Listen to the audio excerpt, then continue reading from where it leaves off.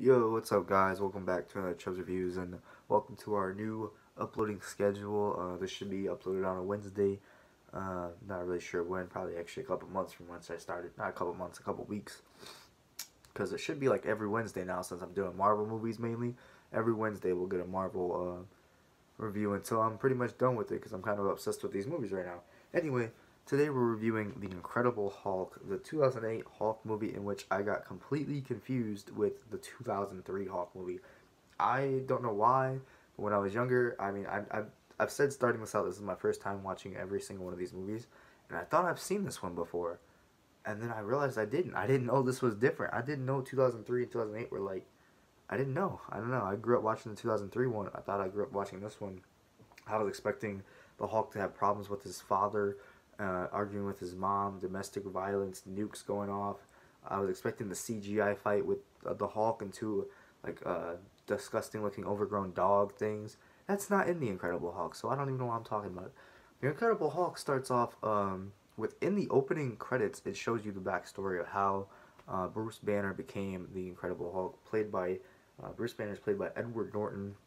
I'm pretty sure every review out there and everyone says that he does a great job in this movie, and I agree. He literally is the Hulk, and he is Bruce Banner. Well, he's Bruce Banner. He's a very. I love that.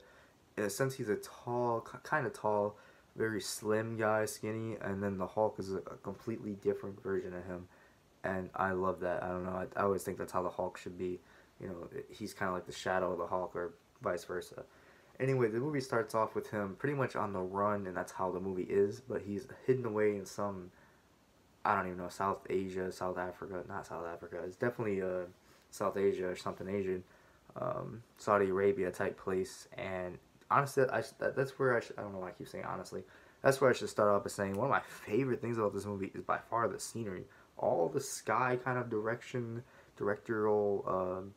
Just views of cities and places that he goes to, because this is a pretty much fugitive movie in which he's on the run because uh, General Ross, the main military guy, is after the Hulk for his how he became the Hulk. Very early on in the movie, early kind of spoilers, not too much in depth, but you learn that it's pretty much, and this is kind of cool too, tying in with the other movies, that the Hulk's serum was part of the super soldier thing where in which Captain America got made. The Hulk is just a messed up version of that.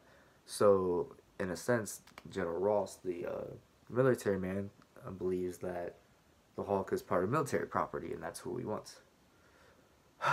Mixed in with that, General Ross's daughter, Elizabeth Ross, Betty Ross, played by, I honestly forgot who. I think it's that singer's daughter, Liv Tyler. Yeah, I think it's played by Liv Tyler. I really don't remember too much about her because like who she was, because I don't think she had a great role, a strong role in the movie. Um, but anyway, she is the daughter of the soldier guy, so that kind of puts them at odds. And but in the beginning of the movie, Bruce Banner's hidden away doing some small work at a factory, blah blah blah. Eventually, he gets found by a Stan Lee cameo, and he starts going on the run. His love interest is Elizabeth Ross, General Ross's daughter, and that's where like this movie's good, not great. I like it, and I almost loved it actually, just because I am probably the biggest Hulk fan out of all these superheroes. From the outside in, I've never watched Avengers movies, but I've heard the Hulk kind of gets done dirty in the Avenger movies, so I'm not looking forward to that, and that's why I've never liked Marvel movies really from the outside looking in, but here I am trying them. So I was excited to watch The Incredible Hulk in between these Iron Man movies, and I would say it was good. It was almost great for me, to be honest, just because it's kind of got a little bit extra higher rating because I love the Hulk, right? Um, and the Hulk himself is great.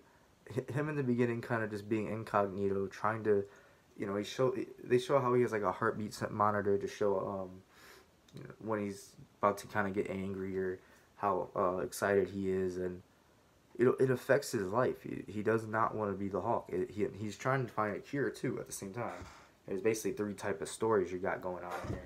You got his romance, you got his cure, and you got him running. The cure was kind of an interesting thing, but some plot lines were there and they just kind of got dropped. Like, I couldn't even explain how the Cure story kind of goes, because it doesn't really make much sense to me. And I forgot who the doctor is that helps him with the Cure later in. Like, I forgot his character's name because I feel like he's an underdeveloped character and he could have been a lot more. In the beginning, the Hulk and his love interest, Bruce Banner and Betty Ross, do not know each other. I mean, they know each other, but they haven't seen each other in a while since the Hulk has became the Hulk and ran away. Um, and kind of as soon as they meet back up, uh, Betty Ross has like a boyfriend, and he's played by the actor from Modern Family. I forgot his name, but she literally just leaves the guy, and he's just okay with it, and it's never brought back up, and he's just a character that's not ever brought up or talked about again. There was no point for him to even be there. She shouldn't have even already had a boyfriend. It was just weird to me. Um, I'm trying to think who else, and then Betty Ross herself was, and then that's how I'm saying. She went from just leaving that man to going to the Hulk. She basically became Bruce Banner's girl more than her own character, just because she was so like, I'm here for you, calm down, let me hold you. It was just, but she did have some good acting parts. I would say I liked the emotional tension between Hulk trying to calm down with the girl, or him even just becoming a beast. They do a great job. I feel like every time the Hulk is the Hulk, you are glued to the screen. The very first time, it is even kind of chilling and scary because they don't show him fully.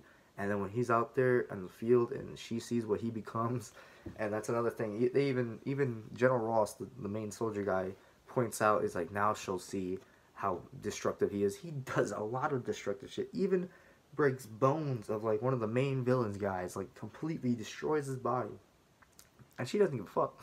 So it was just really weird to even mention stuff like that. But I should talk about the main villain. I honestly forgot his name, but kind of the main villain is Abomination. I don't know if y'all have ever heard of him, but that is gonna be the main villain. I forgot his name for some reason. It's Tim something, but it's Abomination at the end of the day, and he's actually one of my favorite people. It's the first movie I've seen so far with a thoroughly fleshed out, not thoroughly fleshed out, but I like the villain. The villain had a good story. He kind of gets a rivalry with the Hawk. The first time he sees him, his whole team, and he's scared of him. And then he kind of gets interested in the super soldier serum. And then he kind of becomes hungry for power once he gets a little bit of it. And loses to the Hulk a few times. So much so that, he becomes the Abomination. And then you get a 25-minute CGI fight at the end of the movie, which some people like, some people don't. I think it's the best you're going to get when it comes to things like an Abomination and the Hulk fighting in a movie. But they're going to look this way, that's that. I liked it, kind of. It didn't, at the same time I say I liked it, but it was one of the times I had my eyes not as much on the screen compared to every single part of the other part of the movie. Yeah, I'm trying to think of anyone else that got cut off. The General Ross himself was kind of weird. His acting wasn't great. I forgot who plays him, but Edward Norton did carry the movie. I thought the plot itself was pretty good. The introducing of kind of the super soldier super soldier serum, mixing that up with Captain America, and kind of spoiler, but I gotta say it for the sakes. It's not really that much. It has nothing to do with the story. Tony Stark shows up in like the last scene of the movie and says he says something. I won't say what he's gonna say, but he shows up and it kind of combines those movies. I know this movie isn't talked about by many Marvel movie fans for whatever reason. I liked it. I had to watch it so I could split up the Iron Man movies. Iron Man's literally in the movie. It's part of the MCU. So anyway, final verdict. I think I'm gonna give it. I almost gave it a 9. I almost gave it a 7. So let's go with an 8 out of 10. It's just as probably good as Captain America to me. It's not as great as Iron Man. Iron Man 1 was really good. That's probably a classic so far. Captain Marvel is my least favorite of the 4. Anyway, thank you guys so much for watching and keeping up. We'll be watching Iron Man 2 next. I have no idea what to expect in Iron Man 2. I don't know if it's a good sequel, bad sequel. I have no idea. So we will see. Thank you guys so much for watching. Like, comment, subscribe. Peace out.